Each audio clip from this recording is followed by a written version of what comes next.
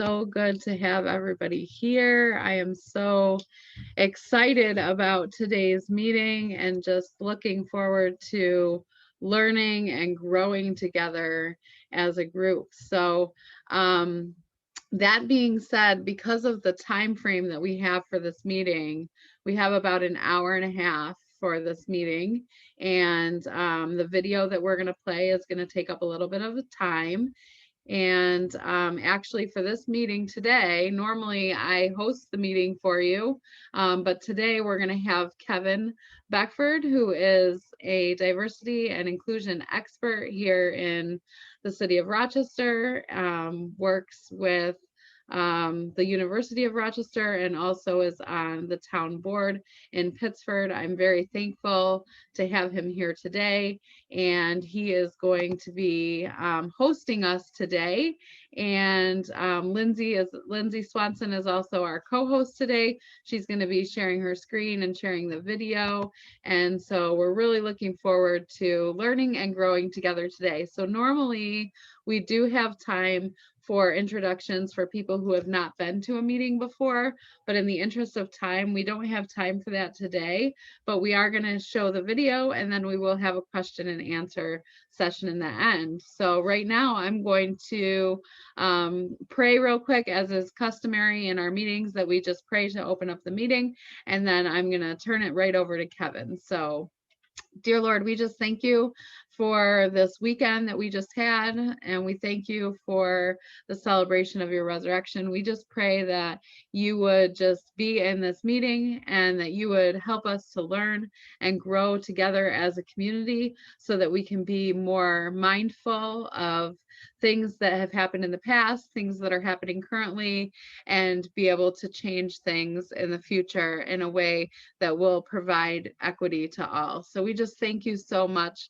for this time that we have together. I pray that you bless it in your name. Amen. So Kevin, I am going to turn it over to you for today, and we're looking forward to what you have for us. All righty. Can you guys hear me okay? Yes, sir, we can. All right, thank you so much. I'm really excited about today, and as Leo shared with you, that we're going to try to get to the presentation first to make sure that's done. And actually, if you could, in the chat box, if you could, you can just put in your name, the organization that you represent, any contact information you feel comfortable sharing. So that'll be in the chat box. So if you do that, then when at the end of the meeting, when Leah sends out the information, if you wanted to have contact information for the people that attended the meeting, and that'll save us some time, as Leah mentioned, so we can get as much out of the presentation discussion afterwards. After the discussion, we have someone with us, Brennan Thompson, who is a community engagement and fair housing manager for the Greater Rochester Association of Realtors. He's also a consultant to the Anti-Racist Curriculum Project that you'll hear about in the presentation today, that's hosted by Pastone. Brennan has a master's in urban planning and uses the lens of place to articulate and advocate for racial equity. He's going to be handling all of the Q&As. The content in the presentation today is something that he helped to prepare along with Simeon and Shane, who are the main folks presenting. And so he's going to be able to help address any questions that come up. And as you're listening to the presentation today, what I'd ask you to do is, if you have thoughts or questions that you're thinking of on the fly, just throw that right into the chat. And so Lindsay is going to be looking at that. And so that when we get ready to the Q&A portion, we'll see if there's some common themes that Brennan can start to talk about up front. So just while it's fresh in your mind, throw it in the chat session, in the chat box area, and we'll take a look at that. With that, I'm gonna ask Lindsay to work her magic to run the presentation.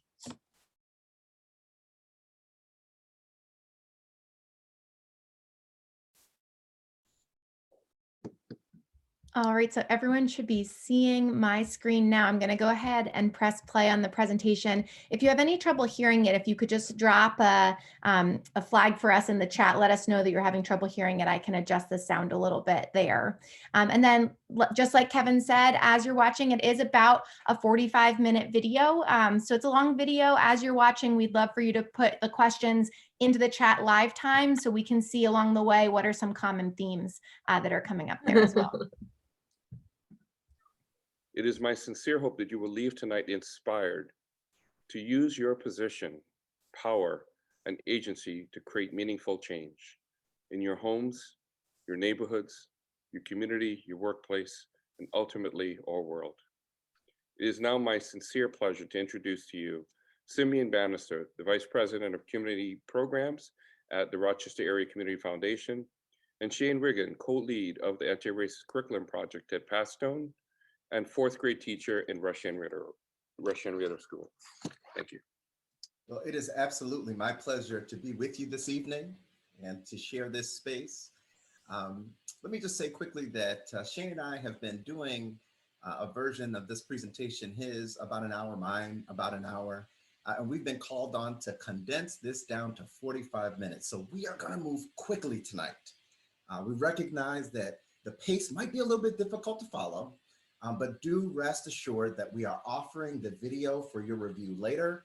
And then we'll also be making some sessions available for you to engage with us in the future. So with that, why don't we go ahead and get started?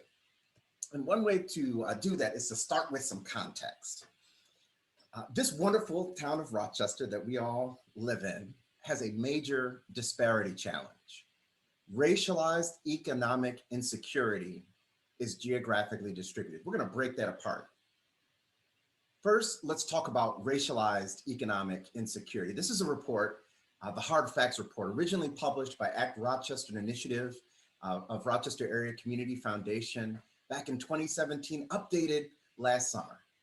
And in this update, what we see on these charts are the clearly different racialized economic insecurity when we look at the childhood poverty rate, which, as we know in Rochester, is amongst the highest in the country. When we think about median household income, when we think about the poverty rate overall, and when we think about home ownership, these disparities continue to show up time after time.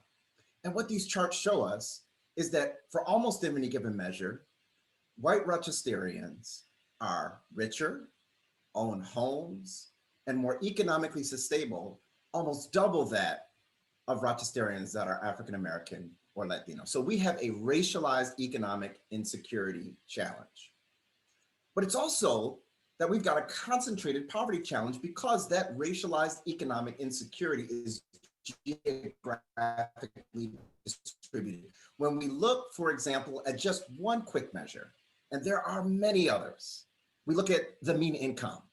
Rochester, in the city of Rochester, the mean income is $55,806. Monroe County's is $84,666. Already you should be thinking to yourself, bing, there goes a disparity. And Brighton at $97,829. And even on the south and west side of town, we still see those same persistent disparities. So it's not just that economic insecurity is racialized, but we also know that it's geographically distributed. And if you said to me, Simeon, how do you know that? I think all of us know viscerally deep down in our bones. And if we just hop in our cars and drive around the community, we all know the parts of town that have the economic challenges. In fact, it's become so ingrained that it's colloquially known as the crescent. And we know the parts that do not. So why does all this matter? Well, this matters because economic distress is not just a symptom. Economic distress is a root cause. Follow me. I heard a wonderful author, Richard Rothstein. We'll hear about him briefly in a part of the presentation a little bit later.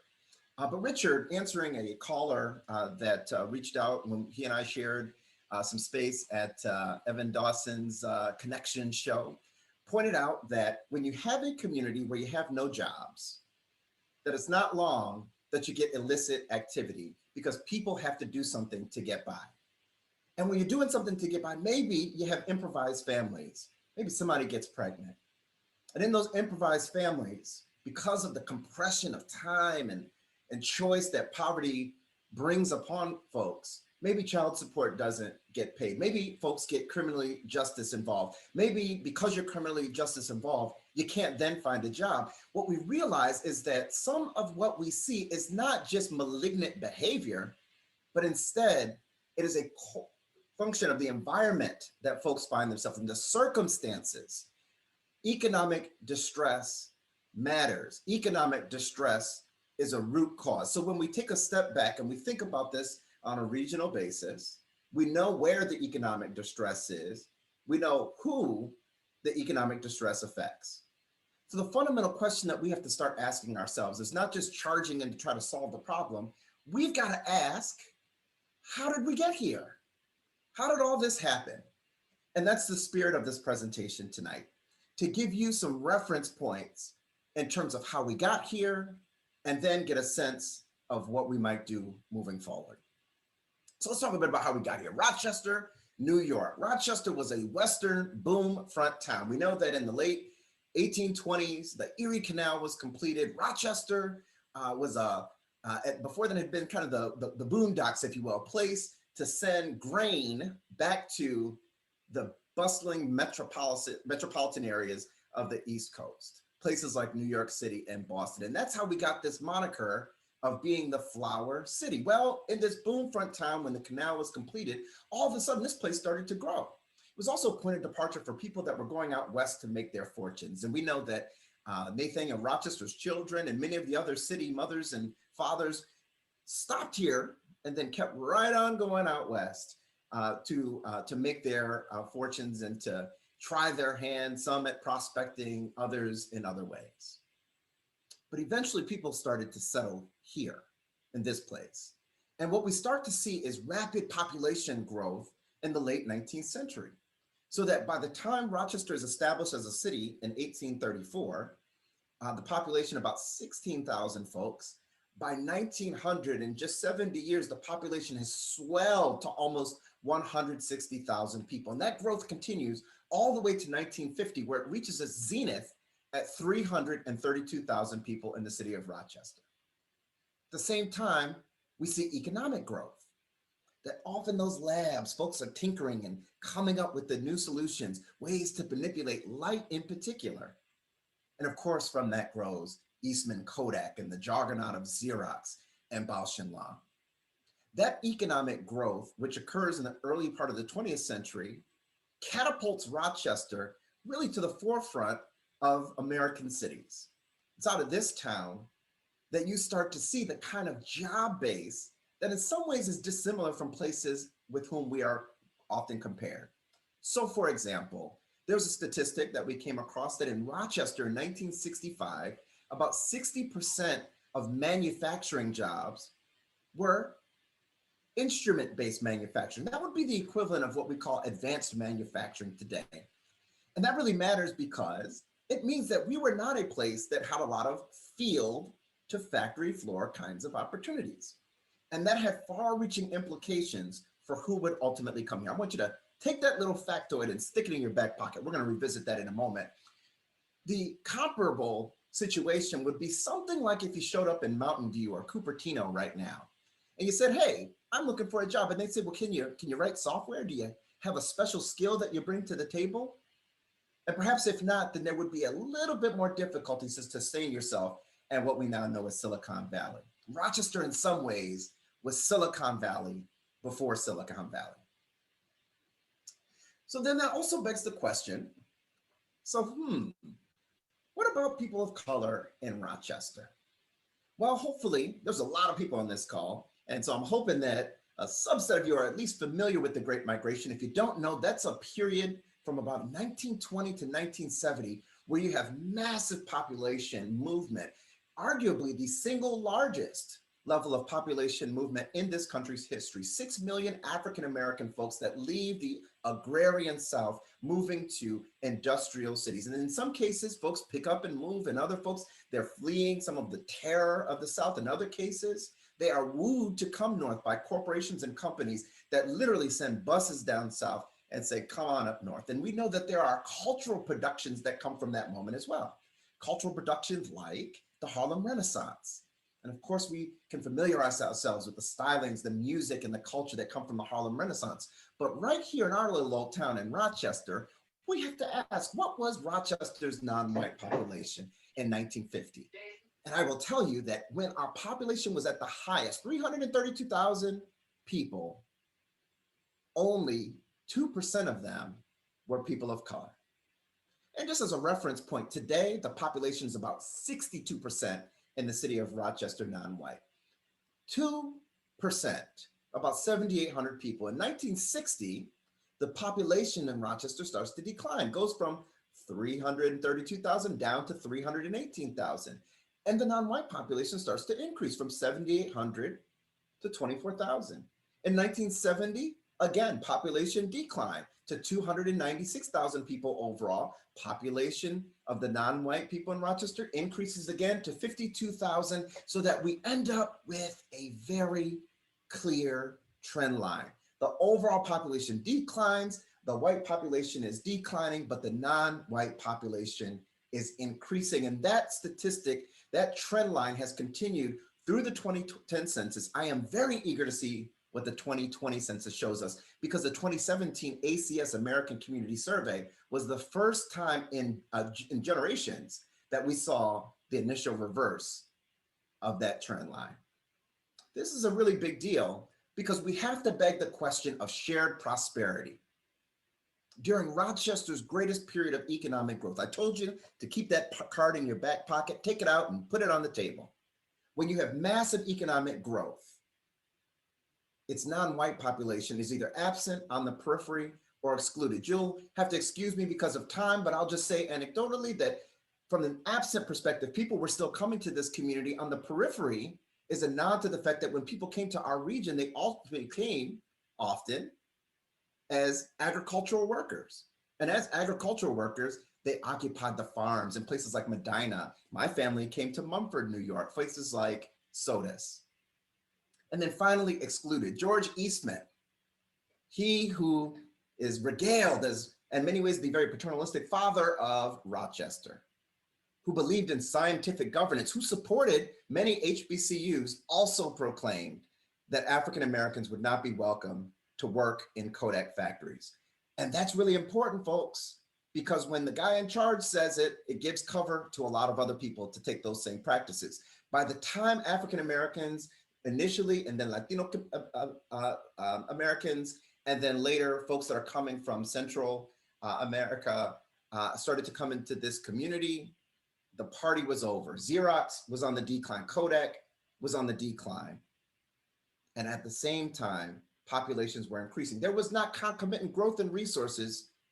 The seeds were sown for economic distress. This is in part the reality of our community. And the question we have to ask ourselves is, are we ready to face it? And with that, I pass the baton over to my friend, Shane Wiegand. Shane, take it away. Thank you so much, Simeon, for that incredible presentation. And what I want to talk about is to face something directly that we haven't often faced in our community, something else that was going on in the way that our city fathers designed Rochester to be a place of prosperity for some and not others.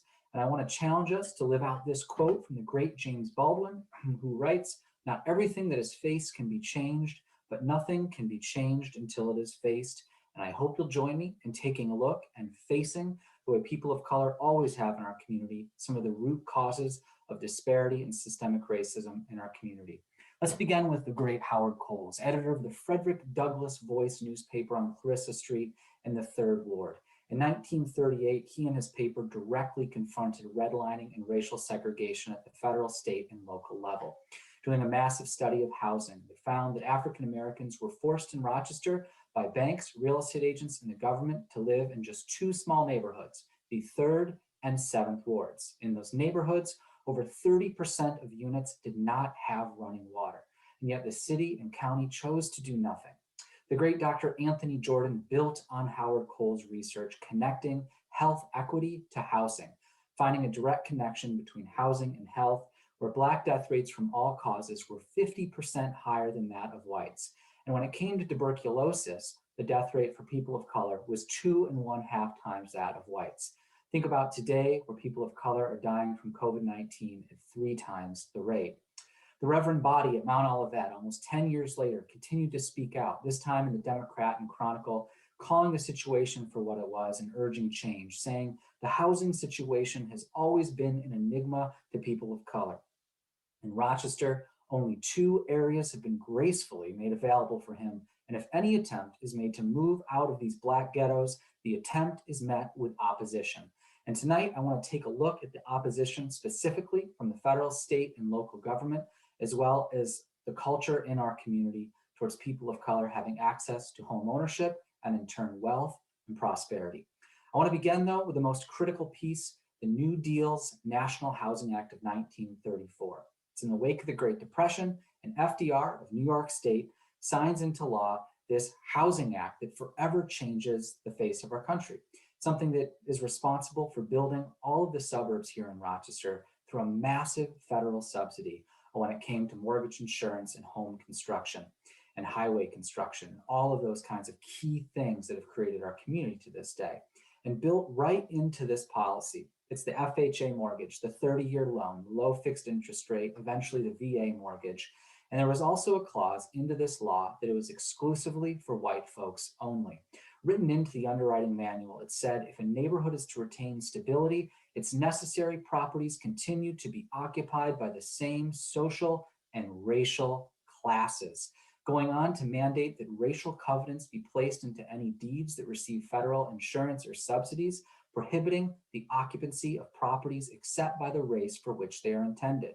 If communities like Rochester want to build highways, they need to make sure that those highways are separating inharmonious racial groups, which allows us to build 490 and the inner loop separating downtown from the predominantly Black 3rd and 7th wards.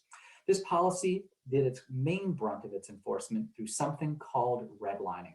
The FHA tasked the Homeowners Loan Corporation with training agents, real estate agents all across the country, including in Rochester, to go street by street, neighborhood by neighborhood, and assessing properties to determine their security. And security for insurance and government investment and for who should live where was directly connected to race and class. Green and blue meant predominantly 100% white neighborhoods, predominantly middle to upper middle class. Yellow, older neighborhoods. White, but more maybe lower class folks. Red meant hazardous if even one person of color lived there, or if there were environmental issues like the vacuum oil plant in the Plymouth Exchange neighborhood. Now, let's take a look at the government report for Cornhill, a neighborhood where today children are expected, who are born there today, are expected to live up to 9 years less than children in Pittsford, according to Common Ground Health. Take a look, 75% Black, 10% foreign, incredibly low income. Compare that to the report of Pittsford, 0% Black, 0% foreign, and quadruple the incomes of the folks in Cornhill. And it wasn't just Pittsford, it was all across this community. Compare Meadowbrook's Brighton neighborhood, built by the Kodak Corporation and funded by ESL Bank, 0% Black. Look at Beechwood, 2% Black, my neighborhood, therefore hazardous. No federal investment, neighborhoods where people of color would be steered. Meanwhile, all of our little villages, which really weren't quite suburbs yet, they were too small at that time, were all green lined. And that green lining allowed thousands of people, like my own family, to be able to buy homes thanks to this federal investment. To give you some idea of the scale of this, in 1960, the DNC reported there were only 11 individual people of color living in Henrietta, which was the most integrated suburb of Rochester, led by Dr. Cooper and his wife, and several other people of color at the NAACP that decided to move into town in solidarity, not because they wanted to live there, but because there was nowhere else to go. Richard Rothstein of The Color of Law writes, the FHA and VA insured half of all new mortgages nationwide during this period of time, and the majority of private mortgages followed these same racist policies laid out by the government. The FHA and VA giving out over $119 billion in mortgage insurance, federal subsidies for handouts to families like mine. This also wasn't just limited to homeownership, but to public housing, exclusively for white folks, like Alfred Gertis, our FHA guy here in Rochester, breaking down in Brighton Manor, all-white veterans complex for veterans with children. Howard Coles at The Voice tried to get Black veterans that qualified in, but all of them were denied because of the color of their skin. Rothstein goes on to say that over 35 million families benefited from these loans. 98% of them were white.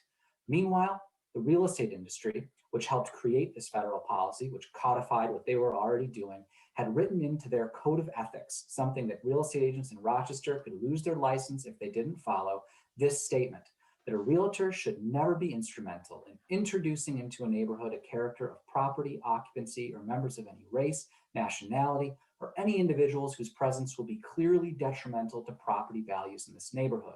Frank Drum was our head of the real estate board at the time, and he did enforce this. We know because Howard Coles, who again you met earlier, got his real estate license to fight this racist policy. And quickly after showing Black folks homes in white neighborhoods like the 19th Ward, Drum and his friends, the real estate board, forced him out of the real estate industry.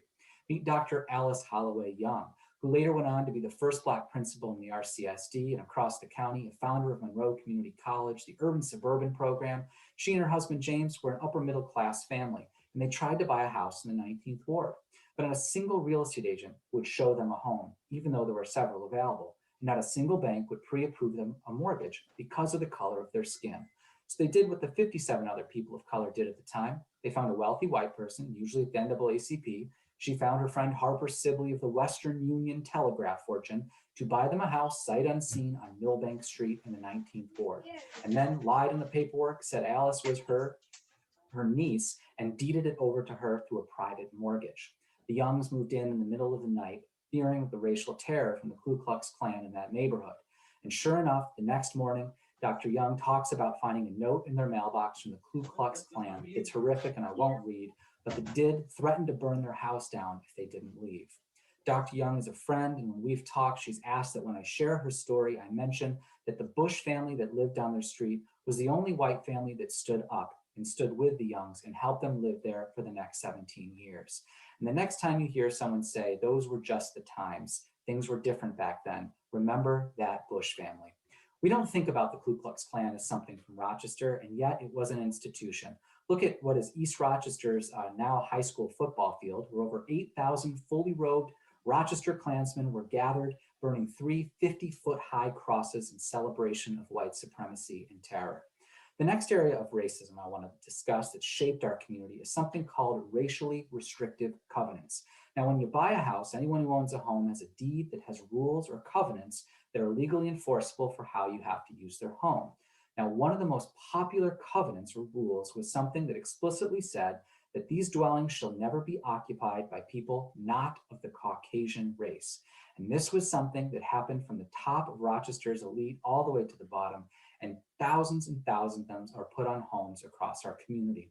This summer, my students and I, my friends at City Roots Land Trust and the Yale Law School came together to publish a massive report documenting some of the scope and what we can do about these covenants, finding that County Manager Clarence Smith and the county legislature voted and signed off on putting these racial covenants in 1939 and 40 on hundreds of homes that were tax foreclosed properties, trying to secure them by making it say on every deed, no person of any race other than the Caucasian shall occupy any building or lot. Kodak got involved as well. George Eastman and Harry Haight, they helped found the Kodak Realty Corporation, which bought a plot of land with 371 lots. ESL Bank was founded to finance these homes. And in every one of these homes, Kodak made sure that this covenant saying no person of color could ever live there would be enforced. Simeon talked about Kodak and how people of color didn't have access. And if you take a look, they were actually written up by a New York State Commission in 1939, where of their 16,000 employees, they had 1 Black janitor, whereas Bausch and Lomb had 0 Black employees at this time. This was a part of the white supremacist culture in our community. Take a look at the Catholic Church. Bishop John Francis O'Hearn agreeing to these racist covenants on churches like St. James Church in Irondequoit.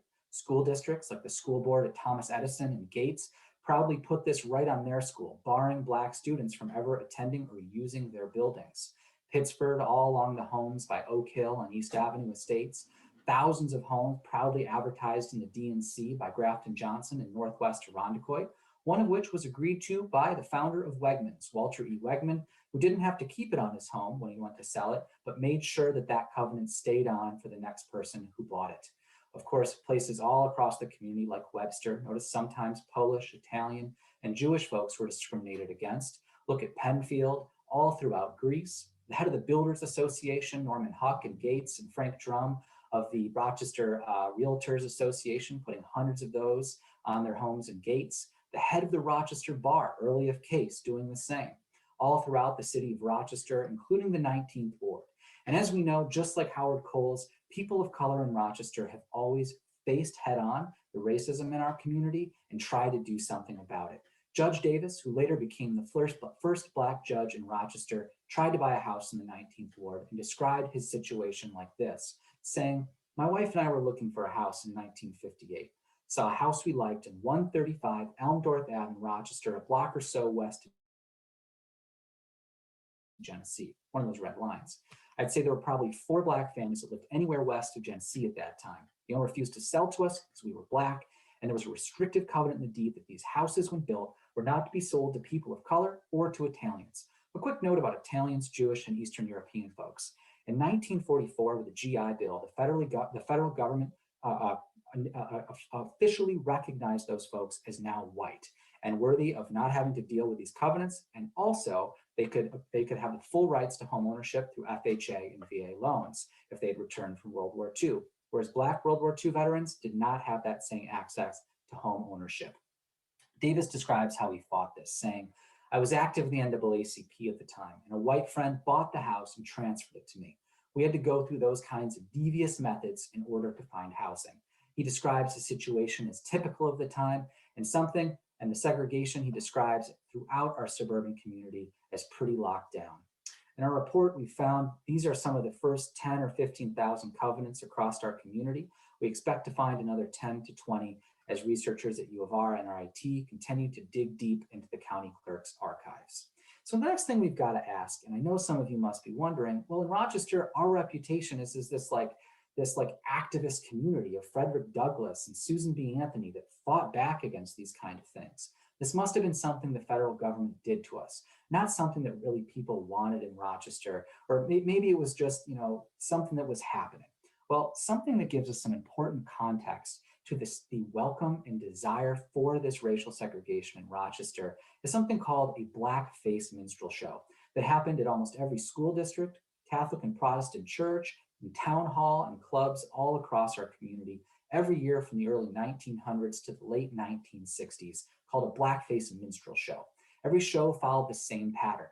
You'd have a group of adults or kids dressed in blackface with burnt cork and garishly painted on red lips, with the main characters called N-men, a Jim Crow, a Jim C-O-O-N, a Jim Dandy character, a Mr. Bones, and sometimes a Black Sambo character who would mock and sing and mock the intelligence of people of color, sending a message of hate and contempt and a clear statement of welcome for white supremacist policy in our community. Take a look at Kodak. They had their annual show and proudly published it right in their Kodak magazine. The Jewish Young Men's Association at the Lyndhurst Theater having their annual blackface show. Pittsburgh's Town Hall partnered with the Catholic Church and Masons to have the annual blackface show in Pittsburgh. Take a look at RCSD, where almost every school had one of these shows. Aquinas, Brighton High School's Licorice Lights performance. Allendale Private School, in partnership with U of R, would put these shows on at the Memorial Art Gallery and their school's stage. You can see it at RIT and all across our community, these shows happening annually and proudly written up and advertised in the Democrat and Chronicle as something to be proud of in our community and a clear statement of who really met the standards for what it meant to be a citizen of our community. Of course, people of color fought back. The Reverend Primo at the NAACP spoke out in the DNC, writing, "These shows must be banned from all public and private schools, churches, and buildings. To do otherwise will cripple permanently the attitudes of all white youth involved in these community accepted shows towards all of the dark-skinned people of the world." Just imagine the legacy of the thousands and thousands of kids that attended these shows and learned these messages of hate in the 1960s who are still alive today.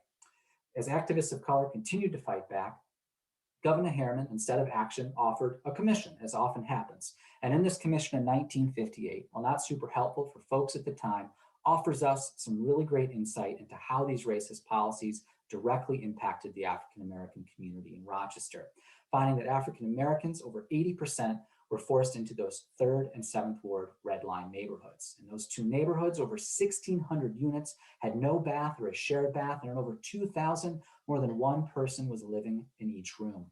Connie Mitchell, the first person of color to be elected to public office in Monroe County, she ran in part against things like redlining, describing why she ran, saying we were living in a community bursting at the seams because there wasn't open housing. When John and I bought our house in Gregg Street, the real estate agent told us, "I can't show you houses west of Jefferson Avenue. They're not open to Black people." The report goes on to find that over 30% of all units in these two neighborhoods had no running water, something Coles had called out 20 years prior, and yet no one in our community in power thought to do anything about it. Meanwhile, not a single FHA or VA loan was given to any Black person in our community in any suburb, at least until 1958, according to the report.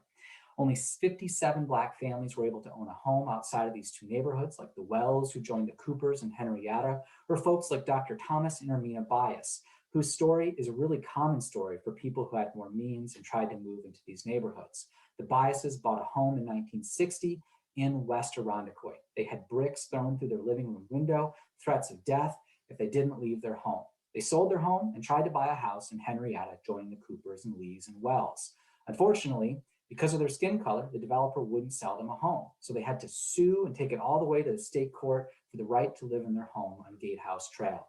The Tullivers and Brighton, their entire neighborhood, pooled money together to try to buy the house out from under them, forcing the Tullivers to sue for the right to live in their home.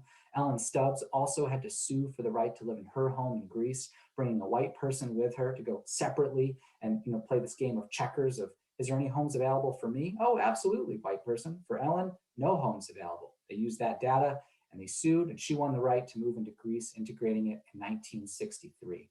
Meanwhile, builders like Norman Huck, Fred Ha-Tosh, Frank Drum, all these other guys, Max Farish, were making hundreds of millions of dollars in the real estate industry. Money they could not have made if it hadn't been for this racist federal policy that allowed incredible subsidies to these builders to acquire incredible wealth, causing these towns to jump in population, like Pittsford, going from 9,000 to over 25,000 residents, acknowledged by Pittsford's Barrow Architecture Report in 2017 is being directly related to these federal loans that allowed people to build and buy these homes. Meanwhile, in these redlined Black communities, the homes were falling apart because the white landlords couldn't get investments from banks and weren't taking care of the properties.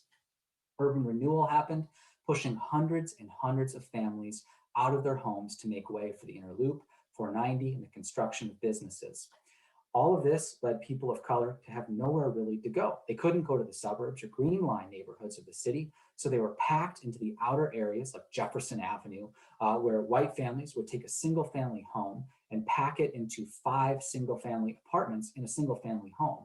This incredible overcrowding became the norm in these neighborhoods. And the city and county had a choice. We could decide to fund anti-racist policies. We could try to open up housing. We could rehab these homes for people, open things up, or we could fund policing. And that's what they chose to do, massively increasing the budgets for police departments, increasing the numbers of police, and enforcing a policy of containment to keep people of color in these same neighborhoods, much the same as our police are doing today. I'll remind you, it was on Jefferson Avenue that Daniel Prude was killed in police custody, one of those same streets whose African-American population ballooned because of these racist policies in our community. The last thing I want to touch on is Brown versus Board of Education and the educational issues today in Rochester. Some of you may not know that the barrier or boundary between Rochester and the town of Penfield School District is the most segregated school district line in the entire United States, according to Ed Week in 2020. You can see this photograph right here of the Little Rock Nine, real famous Elizabeth Eckford in Arkansas, being racially harassed by an angry mob of white parents just for trying to attend school and being a person of color. But look over 10 years later, the scene of white parents harassing a group of Black students who are integrating Charlotte High School in 1971. The DNC reporting that the tensions developed at Charlotte yesterday after 3 Black girls were cut by flying glass on a bus that was stoned by white parents who eventually were successful in getting the city to scrap their integration plan the next year. And now I'm going to turn it back over to Sivian to talk about how has this left us and what can we do about it. Shane, thank you so much. Poignant presentation. As I was listening to Shane, I heard my sort of think through some of the names that I was hearing Shane recount. And I'm sure that there were some names that were familiar to you. Alice Young is familiar to me. She helped bring my mom to Rochester, and her son, Rodney, graduated high school with my dad. Connie Mitchell, somebody that was a close family friend and someone that we knew and loved. Ellen Stubbs could always be counted on to give you a Pepsi from her trunk. The reason why I raise this is because this isn't ancient history. This happened in recent Rochester times. And there is a real cost for what we see. We think about the cost of inequity, and I'll share with you my own personal tale.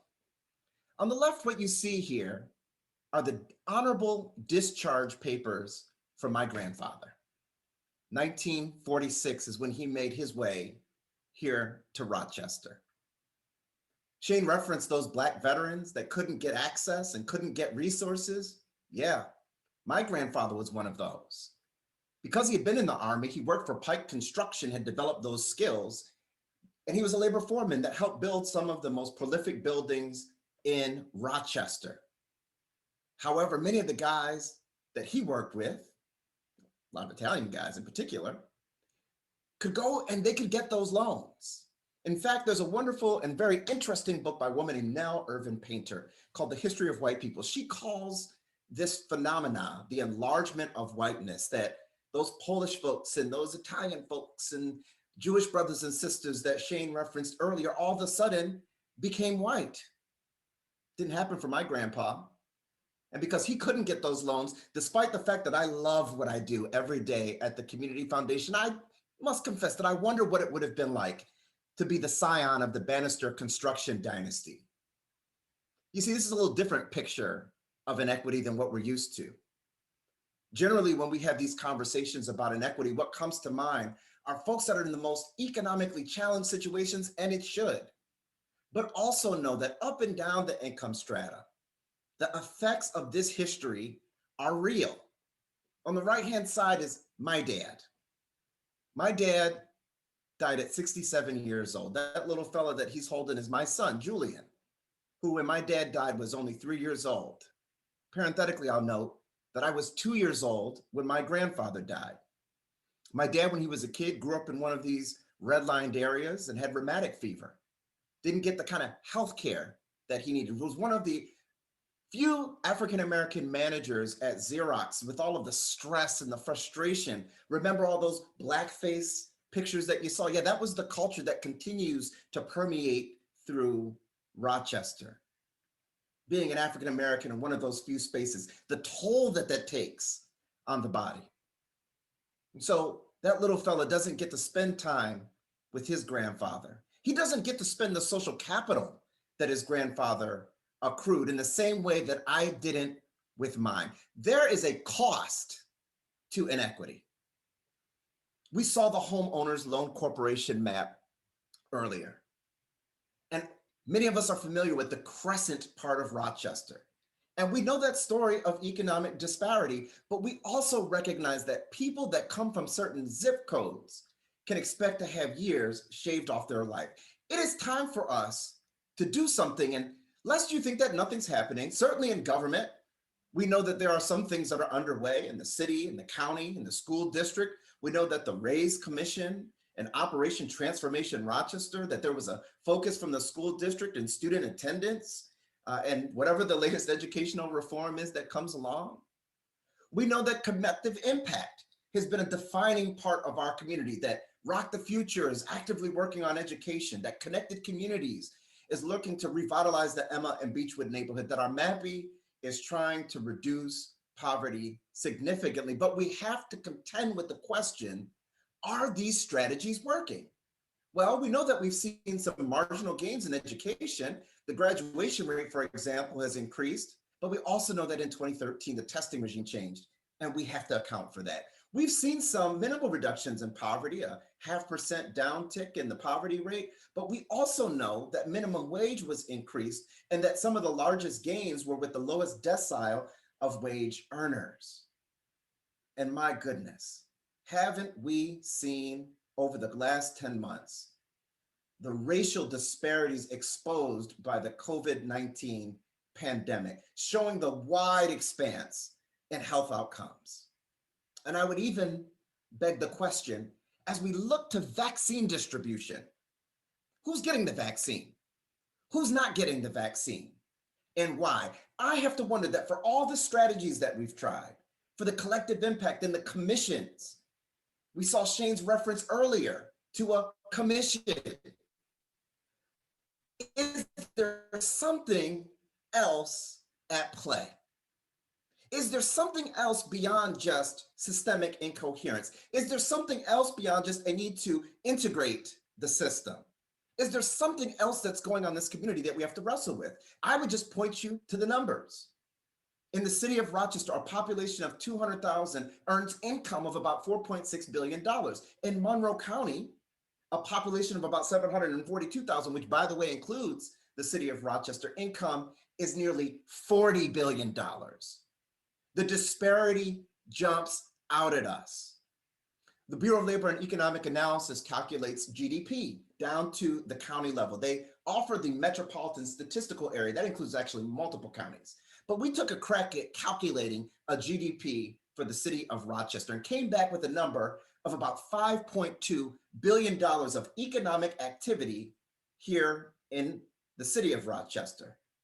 Per capita income, $22,509. In the county, per capita income, $52,951. The disparity is painfully evident. I would submit to you that what we see is a formula for failure. Let me give you a quick example of that. The police personnel budget is about $87 million. The fire budget is about $48 million. Just in personnel expenses, the Rochester City School District's personnel expense is about $560 million. And when you add all of that up, you get a shade under $700 million. We conservatively estimate, and trust me, it is conservative, that 70% of the folks that work just in these municipal services live outside of the city of Rochester. I know that it's conservative because the police department actually puts out its data, and we know that 94% of sworn police officers live outside of the city of Rochester. There is an interesting argument to be made about whether or not that affects the performance. Can you be a good cop or a good teacher or a good firefighter if you don't live with the people that you serve? A lot of people are having that argument, but you know what's indisputable? That those dollars leave the city of Rochester every year, about $500 million just in the municipal services. When we extrapolate that out, working with the Institute for Poverty Studies and Economic Development at SUNY Brockport, we got a number when you throw in the nonprofit sector. For those of you that are curious, about 80% of nonprofit expense is usually personnel costs. We know, again, that that personnel is largely suburban and white. We know that of the rest of that 100%, the other 20% that's going to pay things like rent and supplies, that the vendors are usually overwhelmingly suburban and white, that the building owner is usually suburban and white.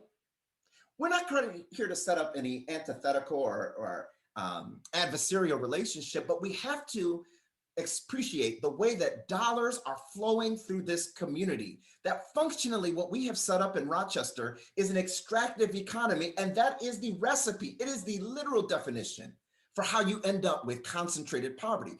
We can't sustain a system that is losing those kinds of resources. Why? Because what it leads to is underdeveloped institutions. We referenced earlier that this phenomena of people of color in Rochester is a relatively new one. You think about a place like Buffalo, even, for example, with its blue collar jobs in that early part of the 20th century. They had their first council member in the city of Buffalo in 1950. That didn't happen in Rochester until 1975. We have underdeveloped institutions, and the strategies we keep using depend on these underdeveloped institutions. We need to figure out vaccine distribution. What will we do? I know, let's call the churches. Those are underdeveloped institutions. We have under-resourced interventions. I don't know if you listened to Mike Mazzeo talk after the horrific incident of this child of our community being pepper sprayed, but he said, hey, my cops might have to respond to 5 or 6 more of these cases in a single day. It's the one thing he said that I really believed. Why is that? Because we have under-resourced interventions. We don't have the resources that are necessary to respond to the challenges that exist in this community. And then on top of it, many of the responders themselves don't even live in the community. It is literally a race to the bottom in the city of Rochester. Add on top of that a little insult to injury that we pay a premium for constant failure, where the clearance rate for homicides in the city of Rochester is about 40%. You know what that means, friends? 60% chance that you can murder somebody in the city of Rochester and get away with it. Are we having a conversation about containment, about law enforcement? Or are we talking about public safety? The overall clearance rate, 27%. You know what they are very good at catching? If you steal a loaf of bread from Walmart, you can count on the fact that you will likely get caught. Wrestle with that. Are we having a conversation about containment and law enforcement? By the way, I remind you that slavery was legal and that was enforced by the predecessors to many of our police departments. Or are we going to have a conversation in this community about public safety? Insult to injury. When we look at the way that the economy flows in this community, we are subsidizing quality of life for the suburbs. And guess what? Lest you think, hey, listen, I live in Brighton. I don't have it too bad. It's all good for me. We all suffer for it. Simeon, what do you mean by we all suffer for it? Well, see, the economy works kind of like the body. It's about the flow of resources. And we all know that just like in your body, when you get a blockage and resources start to aggregate, like blood starts to pool, that leads to death in other parts of the body. When I look at what happened with this young lady or the murder of Daniel Prude, when I look at the fact that RCSD suffers the most when we look at state funding cuts, y'all remember that 20% cut? Yeah, that 20% cut that RCSD felt as 21%, but many of our suburban districts barely felt at all because they could offset those cuts with property tax revenue. Parts of the body are dying. But guess what? Just like with a stroke, if too much of the body dies, the whole body dies, and we all end up suffering for it. And there are a lot of metrics that we can look at that show that our region is being compromised by its inability to tackle these challenges. Different problem. When we define this problem differently, it requires then a different set of solutions. I would offer to you that Black and Indigenous people of color in this community are not a problem to be solved. I was in far too many conversations where folks paternally talk about how we're going to fix people or how we're going to save people. Indeed, people of color in this community represent an opportunity that we need to realize that by creating more economic parity, economy moves through momentum, that more people participating in innovation, more people participating in the economy actually drives economic growth. That's the solution for many of the challenges that our community is confronting. Therefore, we need to invest in Black and Indigenous people of color communities that have been historically under-resourced. We need solutions that are by the community for the community, because people have the talent, they have the skills, they have the content and the context expertise, but you know what they don't have? The resources, the dollars. And we also recognize that George Eastman, he of scientific governance, that the data has to drive decision-making, also has to realize that data in the wrong hands can do a lot of really terrible things. That perhaps we need to change this model of being so data-driven and try being community-driven and data-informed. How do we make data consumable, easier for folks to wrestle with, so that they have a voice and they're empowered to make decisions about the direction that the community can go, embracing the traditions of democracy that define our nation state? What we offer to you is a different approach that we consider inclusive recovery for this unique moment. The Urban Institute offered us a report. They looked back over the years and they said, gee, in all of these instances from 1980 on forward, particularly coming out of the 2008 Great Recession, there are some communities that embraced economic and racial inclusion, and there are some that did not. Those that did had stronger recoveries than those that did not. Rochester ranked 241 out of the 274 cities that were measured.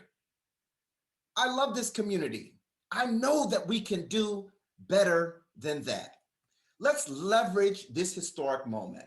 Why is this moment historic? Because it's similar to the Great Depression, when interest rates had nearly bottomed out and the only answer was Keynesian economics, meaning that we needed to get more dollars into the real economy.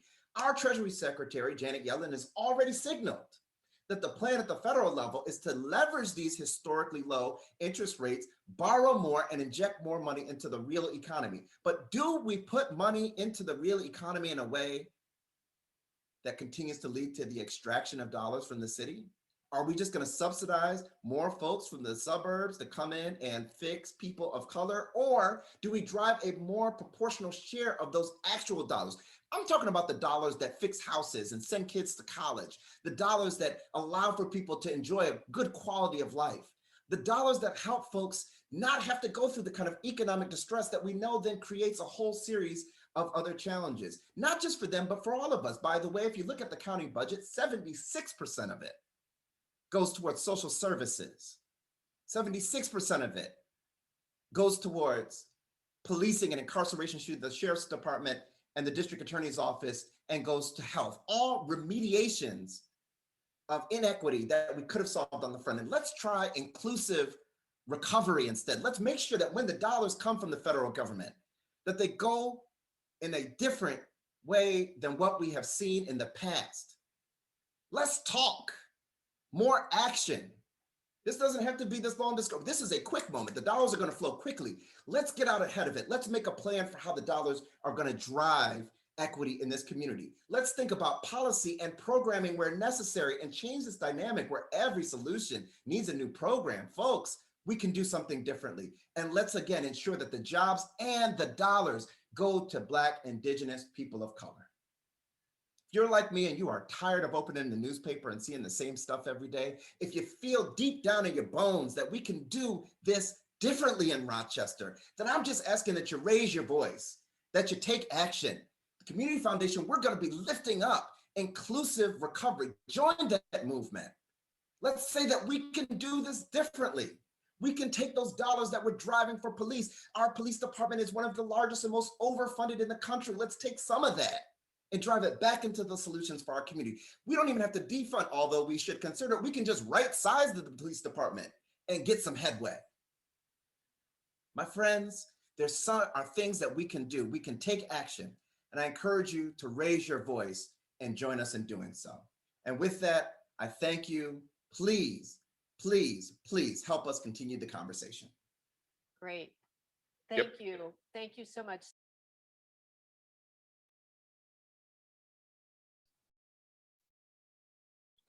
Okay, we're back. Boy, I tell you, for some of you, I don't know if you're able to do this, because not everybody has their camera on, but maybe you can use a little thumbs up if you're on Zoom desktop. You can, if you click on reactions, you can do like a thumbs up to let me know if this is your first time seeing this event.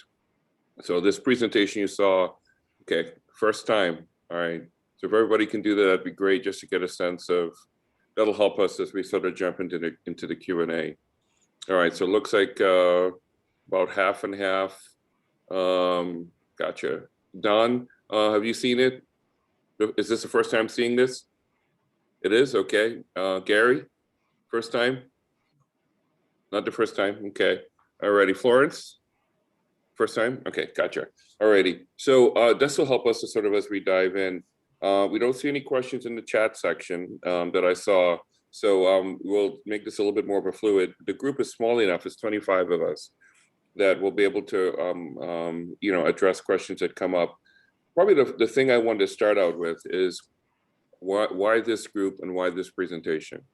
And for me, what really hit me hard, and I've seen this presentation, either the individual ones from Simeon and Shane, and was part of, I'm the co-chair for the Levine Center to End Hate, which co-sponsored along with TEDx, the Tale of Two Cities that just happened. So this, what you just saw, is a videotape of that presentation.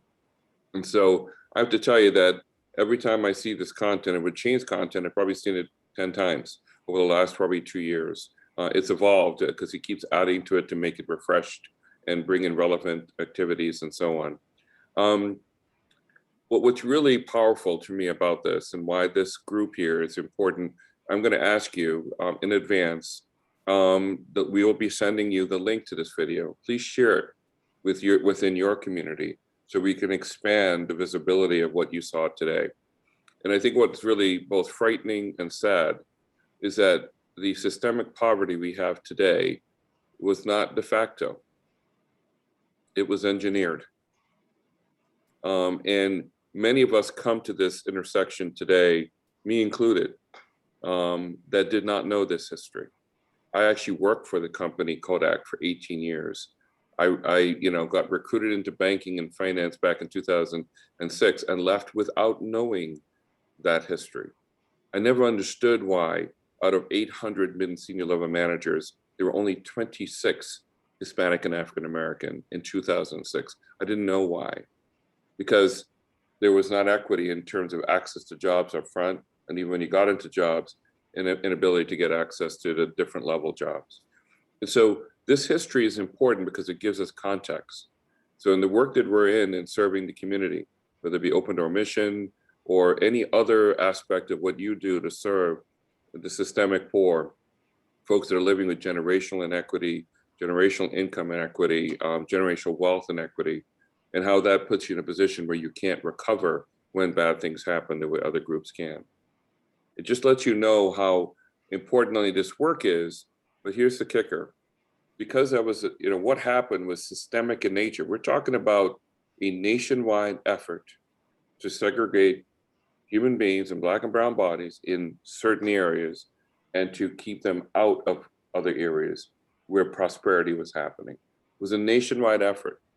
That's the big sort of ocean of this problem, or a cup of this problem is called Monroe County, right? And so it happened here too. And so we have to work on this cup of the problem. And ultimately, when we look at the things that are happening in our county today, it's really important that all of us as citizens understand what happened, that we make sure all of our politicians that serve us understand what happened, because it will help them to come to agreement on solutions to solve this problem faster, because they'll realize that this is not a question of politics.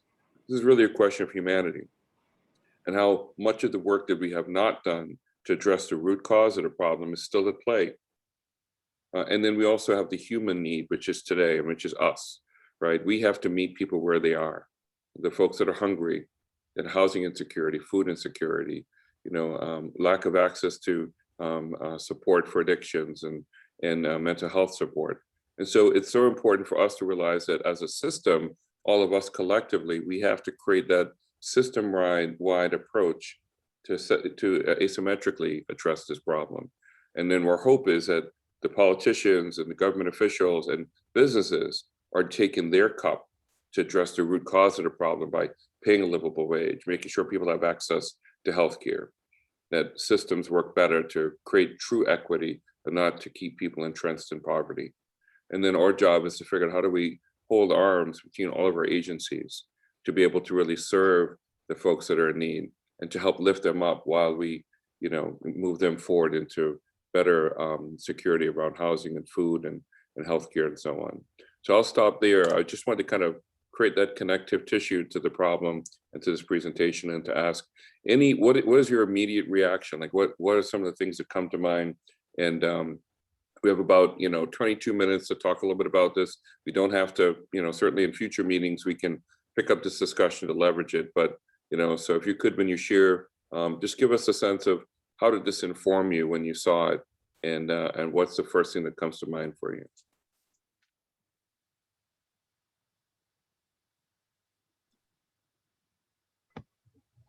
So I'll start.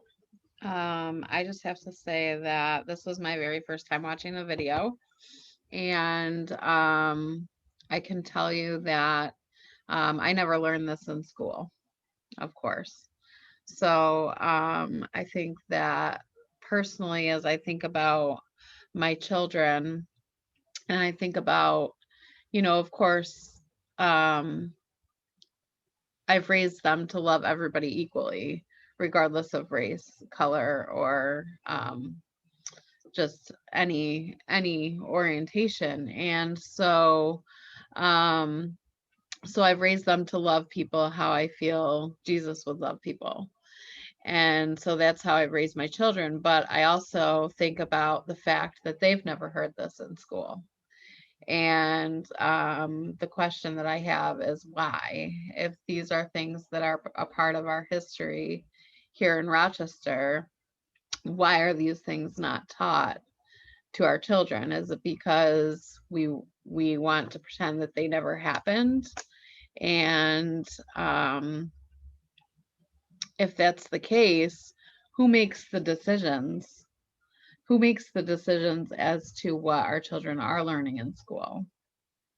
You know, and the thing that a lot of it really gripped me, but I think that I would have to say, and try not to get too emotional here because I have a lot of friends that are of the African American and BIPOC community. I would say the majority of my friends are, and I think that one of the things, so the whole presentation gripped me a lot, but one of the things that really I think hurt the most was that there were these like blackface, what were they called, Kevin?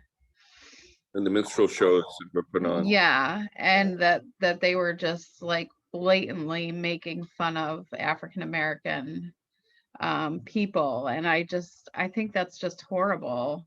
And I know that we're not doing those things now, but the fact that they happened and the fact that it was that was just like the social norm and that was okay. I think that was a horrible thing. And I'm curious, though these things that we watched today happened here in Rochester, and I'm curious to know what we watched today happened in other cities as well, and what was just unique to Rochester. So Brendan, do you want to touch on that? Okay. Yeah, so thank you for your question. First thing I'll say is that Kevin graciously tapped me in to do the Q&A, and I'm happy to be here facilitating this. But I'm also no replacement for Simeon or Shane, although I work closely with both of them. And I also see a lot of expertise in this room. So a lot of us bring perspectives to this conversation. And so although I'm doing some of the Q&A and I can answer some of the specific points that you raised, I just want to, this can be a kind of flowing discussion, but I think what you touched on, right, ties together the minstrel shows and then what's happening in education right now. Because those minstrel shows were basically part of, whether formally or informally, the social education of American children and American adults, right, to how to understand and view race. That's not unique to Rochester. That happened all over the country. And not only was it a form of like socialization, it was specifically a form of fundraising, right? Minstrel shows were intended as fundraisers, capitalizing on racial humiliation and bigotry to raise funds for schools, scout clubs, police departments, fire departments, churches. So that's important for white people to reckon with, that is our lived history. That is our, I don't even want to say history, that's our inheritance, right, of how we move in the world and what our institutions operated on. And then to the piece of education. So I didn't learn that in school. I went to HFL. Matter of fact, HFL was profiled as the first photo of the minstrel show. But so there is a team working on, and I'm proud to be a part of that team on anti-racist curriculum for public schools in Monroe County. And Shane, although he's been doing this for a long time, Shane's been doing this for 8 years, and it was a one-man show for a while of him doing this for his students in a 4th grade class in Rush Henrietta. There was a team of 11 teachers from across the school districts around the county that have put together an amazing curriculum scaffolded at different grades that teaches everything that you just saw in that presentation at an age-appropriate level that is totally tied to the social justice standards and teaching tolerance standards of New York State, and fully kind of integrated into teaching, giving teachers and educators the skills to lead in an anti-racist education classroom. So that is happening. There are 11 out of 21 school districts engaged. Some school districts have full on adopted it and making it mandatory for their 4th graders. Currently there's 4th, 8th, and 12th grade curriculum written. In the works will be second grade and fifth grade coming up in the next year. But I will also say, as much as there is support for that, there is opposition for that. And there's a lot of heat and a lot of, matter of fact, there was a nationally profiled story just last week about attacking the curriculum being rolled out in Irondequoit, who adopted it. And the newspaper targeted one of our board members and said that, it's someone who wants to burn the city down, which is absolutely not true.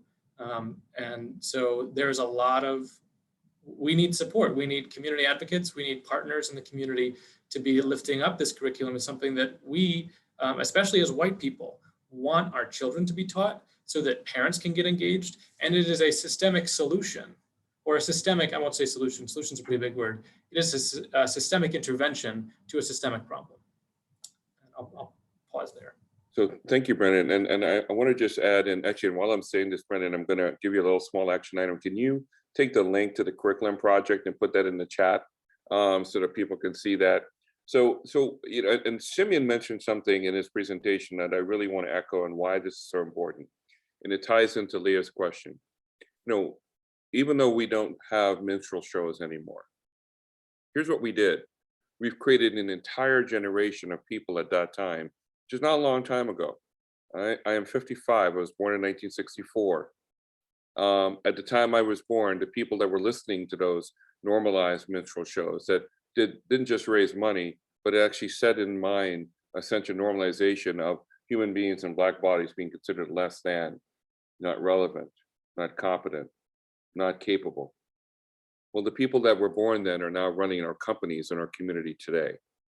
And you want to know, how does that actually play out? I can tell you, and I'm going to be very personal here. I work for University of Rochester. We're the largest employer. I used to work for the largest employer for 18 years, Eastman Kodak. I already shared with that what that meant, right?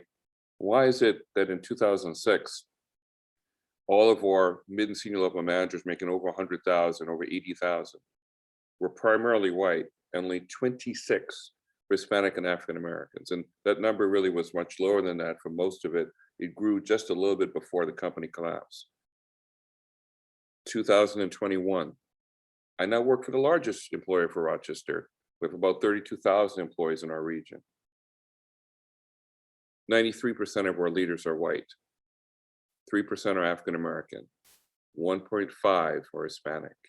If I look at grade 58 and above, which is our senior level leaders, that number is smaller than the one I just shared with you about Kodak years ago. Can't give you the exact number because I'm sure that would be a reason for them to fire me. Why do I say that? Well, what troubles me is that there's only a few of us of color that actually are in those higher ranks. And nobody talks about this. It took me as an outsider coming in 3 years ago, looking at the same data that everybody was looking at and saying, why are we saying there's an increase of 43% in hires for African Americans when the number went from 1 to 3 or 1 to 2? Why is it 1 to 2? So in other words, the long-term effects of what we did in the 60s is affecting us today. And what does that actually mean? It means there's fewer people that are making income that they should be making to put back into our community. There's something wrong with 93% white for all of our leaders making decisions about goods, services, care in one of our largest employers that serves a community that is, as Simeon mentioned, is 61% people of color. But we're not at the table. And the few of us that are, sadly, not everybody's speaking up. Right? So that has an effect. That's just one company. So what we did back in the 60s is we created an entire generation of people that have normalized that this was okay. And they are now leading companies. They're, policing our neighborhoods. They're making decisions on what cases to move forward for prosecution. They, instead of seeing the systemic poverty we created, we criminalized it. Instead of dealing with addiction, we criminalized it. So why? Because there's no humanity afforded to people in Black and brown bodies. That is the root cause of most of these problems. Like if you take the Daniel Prude incident, that we watched a man essentially being killed. You know, think about that scene and replace Daniel Prude with a white child, white human being, or human being in a white body. Make it one of the police officers' kids or relatives. And you would see them take the coat off of their back and cover up their body in that cold and treat the person with the humanity that they did not afford to Daniel Prude. You would see the distress he was in as a human being instead of someone to just watch in the freezing cold in the middle of the street as they leaned on his head. So there has implications, and as Simeon says, there are victims at the end of this inequity that we have normalized. And so one action you can all take in this call is to share that video within your circles, and then also go down to your school board meeting and to ask if you signed up. There's 22 agencies or districts that have signed on to this. There's many that haven't. I happen to live in one of the districts in Pittsford, and I'm one of the town board members. And our school has decided to create their own curriculum instead of adopting the curriculum, which is problematic because it's already created and it captures the history of all of the research that's been done. So we're going to be putting some pressure on our school district to say, we would like you to adopt that. So there's a consistent message across Monroe County around what we did. Why? So we can create a new generation of young kids, 4th, 8th, and 12th grade, that will go out into the world and be our future police officers, attorneys, company leaders, nurses, doctors, you name it. They will have that lens of empathy, and they'll become allies in this change.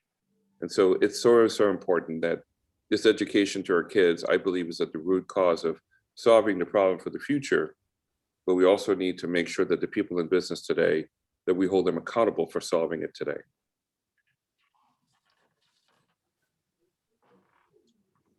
Kevin, can I chime in here? Sure, go ahead. I just wanted to point out that in Project Urge, over quite an extended amount of time, we've had a group together called Diversity Cafe. We meet one Saturday a month. And I wanted to say that, you know, some of us wrote letters to the schools, and we encouraged some of our friends to write letters to the schools to adopt the curriculum.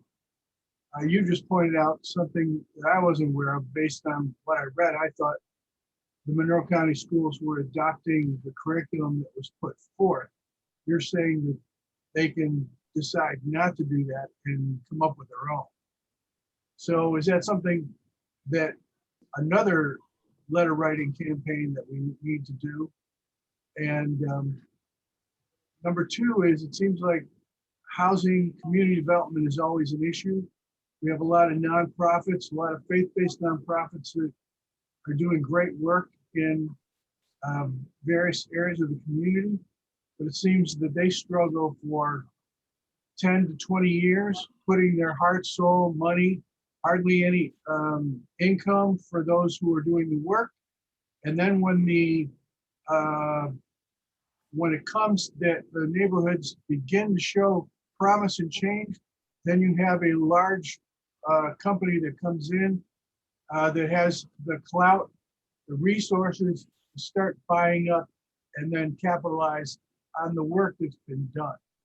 So it seems to me that we need some kind of community development where people can pool their resources and begin buying up the housing, and also to have a plan to put people in the houses, rent to own or whatever, so that they build up equity, etc. So I'll stop there. I mean, you have a lot of other things, but I'll stop there. Yeah, I'll be brief in that response. There are two parallel initiatives going on when it comes to anti-racist curriculum in the Monroe County schools. You were right that the Monroe County superintendent's group did come together and commit last summer that they would be working on something to have every school do some sort of anti-racist curriculum. And that is a parallel project happening kind of at the same time as this. And we are in collaboration and coordination when we can be, and understand that there is more than enough work to be done, and there will never be enough anti-racist curriculum kind of put in front of students. So at every level, we want to support each other's work. We've been working on this we got a little bit of a head start than the superintendents, and we're excited to see what they come up with too, and how we can complement one another. So that's what I'll say to that, but we are two separate initiatives. And the second piece about housing, and there is, again, more than enough work that needs to be done when it comes to housing, and there are a lot of groups doing that in the community, but it's important for us to remember that most of the housing that people are using is on the private market. And how do we get the private market to bend and do things it doesn't want to do, so we can actually supply people with quality housing that is affordable?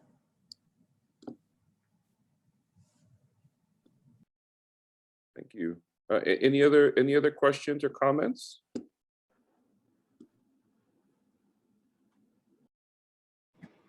The other thing I was going to interject was I actually, I was about 6 or 7 years old, and I actually was at a event at Avon Schools where it was a black face. And I must say, when I was 7 or 8, I didn't really understand it. And it wasn't until years later that it really hit me. One of the things that in Simeon, thank you for sharing that, Gary. Simeon has Shane's presentation, that the one that's before it was combined, is about probably 50 minutes, and he talks a little bit about in that he shares that back then, when that was happening in the 60s and 50s, there were a lot of civil rights leaders back then that were trying to call attention to, why this was going to be harmful, not just to African American kids that were experiencing it, and how that must have felt to them going to school every day when they saw that sort of disrespect to them as a human being. But also it called out in the article, and I think it was, I don't know if it was Walter Cooper or Anthony Jordan, that in that article it said that we were going to be harming and creating a new generation of white kids that would grow up thinking that that was okay. And so back then, people were trying to create this change, but at the same token, at the time, it wasn't listened to in the media as much because it had been normalized. And again, it was happening across the country. So I think this has been, I know for me, an eye opener, and for many people. And so the question is that so that this doesn't really look at as, okay, this is a history issue, as Simeon mentioned, but it's still happening today in different ways, right? So it may not be a minstrel show, because if you think of a purpose of a minstrel show, it's to really kind of belittle, degrade, disrespect. I would argue, today, certainly we talk about Black Lives Matter, meaning, our lives matter, don't kill us, right? But also Black minds matter. And so therefore, when we don't actually have access to all the full complement of jobs in any industry, and I feel comfortable, being critical of the one I'm in, because this is where I am and this is my cup. And so to me, leaders and what I would love to start seeing, if anybody's on this call or watching this video, because this video is actually posted, if you work for the University of Rochester, don't let this be just the fight of people of color. You see the same data I see. You sit in the same boardrooms I sit in. And so speak up and to say, we need to change this fundamentally so that our university or hospitals serve their community in a way that breaks the momentum of inequity that we've been heading towards in any other company you work for, whether it be paychecks or you name it, because this problem is not limited to one agency. It's really, it's touched every business that we're in. Anybody here on this call that's worked for a different company, you say, well, why is it that we don't have more people of color in the full complement of jobs, supervisor, team leader, director, CEO, CFO? It's because we have actually created a culture within the Rochester area, which I see so clearly now because I left it for 10 years and came back. And what I see now, it's worse than when I left. So, and that affects how we pay our people, right? So livable wage, think about the people that are affected by livable wage. They're primarily the BIPOC community. And so therefore leaders that don't understand our history don't realize that they're perpetuating this problem of inequity by not paying and being an advocate for paying a livable wage and paying for benefits and not being afraid to pay a little bit more in taxes because it's going to help address the issue. And I think some of the ideas that Simeon mentions at the end of his presentation is the amount of income leaving the city and going to the suburbs. And so therefore people that say, well, boy, why have an income, a resident requirement for certain jobs? And so that the money stays in the community. And then if you're not going to support that, then you should support a tax that brings some of that income back to the community so that we can actually end up making sure that we're not starving the community of resources that are needed to make things better. All right, so I'm going to wrap up now and turn it back over to Leah for us to do the close. But thank you again for listening today and for hanging on. I know that this is If I can just, sure, go ahead. Who's that? I'm not sure. It was Phil, but Hey, I Phil, think go ahead. I think he has internet delay. just a couple, We're not able to hear you, Phil. I think you're having internet quick issues over thoughts. there. I believe, Are you able to hear us, Phil? Okay. all right, look like we got cut off. There you Go are. ahead, Phil, we can hear you now. Okay. Anyways, but that's destroying the minds of our young people. There was a killing and it's going to be publicized over the next couple of days, but the one over on North Clinton, apparently what happened is there was a group of young men that was sitting around taking pictures after the guy had gotten killed.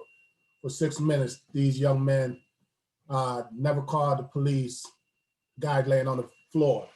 Part of that is because our children have been victimized down through the ages, traumatized, and now they're becoming desensitized. You know, being a victim of all of this, and as you already stated it, I see it. I work for the city school district. I'm in IT, and out of 100 people in IT, those are some decent paying jobs. You're only going to find about 5 Blacks over the course of the 20 years that I've been there. So you're the victimized, traumatized, and then we become very desensitized. So getting the message out, but then how do we continue to push an effort to really change the paradigm? Because our kids are going to continue to be traumatized. They're going to continue to be desensitized and continue this here killing of each other because they have no hope. And we have to bring that hope back to our community, at least our youth. Yeah, that's so powerful, Phil. Thank you for sharing that. To me, this is a part that breaks my heart. Is once you see what's happening with clarity, you can't unsee it.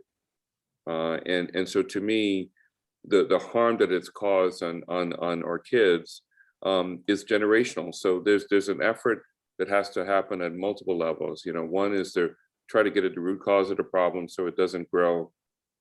We have to meet people where they are today, and the level of care and attention to help rebuild confidence, to rebuild, bring back hope. If we don't create hope, the choices are different, right? If we don't give people a chance to know that there is a brighter tomorrow, then it really starts to affect how we operate with each other and within ourselves. And so that's the work of this whole community that, to me, it's going to take many, many hands and many, many cups of change to address this issue. But the first step is education. And so it is one of my hopes, and I know it's Simeon and Shane and Brennan, is that the more we can share this information with as many people as possible, it will get to their heart. And hopefully it'll go from their heart to their minds and their ability and to use their agency, their position and their power to create meaningful change. So for me, that's, I can't tell somebody to care about this issue, but I can demonstrate how I am. And my hope is that they will follow. And so there's not a week that doesn't go by I don't put my job at risk at the U of R, even my role in the community I live in Pittsford, where people say, hey, Pittsford's perfect. Why is Councilman Beckford talking about all these issues? It's like, well, because we're still doing it. Like when I look at my cup for the Pittsford, what do? When Martin Luther King died and was murdered, while the nation was mourning, what we did in Pittsford is we took the rest of our land that was not built on yet, that was planning to be built on, and we passed exclusionary zoning, house per acre, 1 house per half acre. And why did we do this? To make sure that the houses would be financially out of the reach of Black people. It's the only reason we did it. So while the nation was mourning, we did that. And those are still on the books. There's a reason why all of our new neighborhoods in Pittsford start out at $500,000. So bringing light to that as a council member, they can't tell me to be quiet because I'm an elected official in this town. I live in this town. But sadly, until I got on this board, was the first person to actually say, I don't like that. That's not acceptable. We need to change it. Now, there's more people now that are to the table. There's a critical mass of people that want to change that. But we have to recognize that when we have position, power, and agency, we have to use it. Our biggest problem in Monroe County, in my opinion, is a lack of courage and leadership to want to change. Not ideas, not programs, not commissions. Is the ability to recognize that you all have position, power, and agency. But you have to be willing to use it. And if you do, you'll find that, oh my gosh, there's a ton of other people with the same agency. So therefore, no one person is going to be targeted, right? Because it's a community movement. So I really believe, I'm hopeful that the more of us that listen and are motivated to take this information and drive change will ultimately lead to a tidal wave of caring and conscience that will drive the kind of change that we need. That is my sincere hope. And so Leah, Awesome. Thank you so much, Kevin. Thank you for hosting us today. And Lindsay, thank you for your help with all of the technology. I think it was an excellent presentation that was needed. I haven't talked to Kevin about this, so I'm thinking on the fly here, but I'm wondering if in May, it would be good for us to host a solutions-based discussion surrounding education and solutions, because now we've identified through the video some of the problems that have existed in the past and have carried us to where we are today. And then maybe what we could do is have a discussion in May about what are some solutions. So we've talked about education, and we've talked about using our position, our power, and our agency in the places that we are. But how do we move forward from here, and how do we together make a difference so that our children see a better tomorrow and see a different tomorrow than where we're living at even currently today. I see it all the time here at Restoration Rochester with the people who are living in poverty that we're serving, and the greatest percentage of them are from the BIPOC population. And so it's not something that we don't see every day. It's something that we see every day. And I have on my team, the majority of my team is from the BIPOC population. I wish I could, that's kind of a tongue twister. But I think that it's so important that we all work together to see change. And so Kevin, you're an inspiration to us all in what you're doing. And I just thank you so much for being here today. So if you wouldn't mind, Kevin, would you close us out in prayer today? You did such an excellent job all day today, so we appreciate you. Thank you. I really appreciate it. And thank you for being so patient, everyone, and sticking on a little bit longer. I know we're a little bit over time. Yes. Our Heavenly and Merciful Father, thank you so much for the opportunity to be here today. Father in heaven, I know that one of the things that you are always looking for all of us is how are we loving each other, and how do we demonstrate our love in this world? And to go beyond the performative statement of love, but to the action part of love, being willing to put ourselves at risk for those that are in need and those who are not able to stand up for themselves, that we are there to stand up for them and advocate for them, not just in nonprofits, but in businesses and in the community and in our neighborhoods, in our churches. We just thank you, Heavenly Father, for the blessing of information and people like Shane Wiggin and Simeon Bannister and Brendan Thomas and all, the entire group over at Passstone that worked for years to bring this information for us to see today. And I pray a special prayer for all of the leaders within our county, from superintendents to our elected officials, to business leaders, to CEOs and presidents of our institutions and our companies, to take time to recognize the unbelievable blessing that they have and the agency, position, and power that they have to affect change in our world, to not just pray for the poor, but pay them a livable wage. To not just pray for people to get better, but provide benefits. To take their thoughts, their prayers, and move it to the action that they actually can take. We pray for inspiration, and we also pray for the resources and the fuel that we need to keep moving forward. And we thank you for the leadership of Leah and her team that has provided this forum for us to get together today. And we pray for strength for all of us. In Jesus' name we pray. Amen. Amen. Thank you all so much. I will be uploading this recording to YouTube within the next week. We are working very hard on eviction prevention over here at Restoration Rochester. And so we're a little bit tied up with that. But as soon as I can get this video out to you guys, I will, so that you can share it with anybody that wasn't able to make it today. And we appreciate your time and hanging with us. And so have a blessed day, and we will see you guys next month, if not before.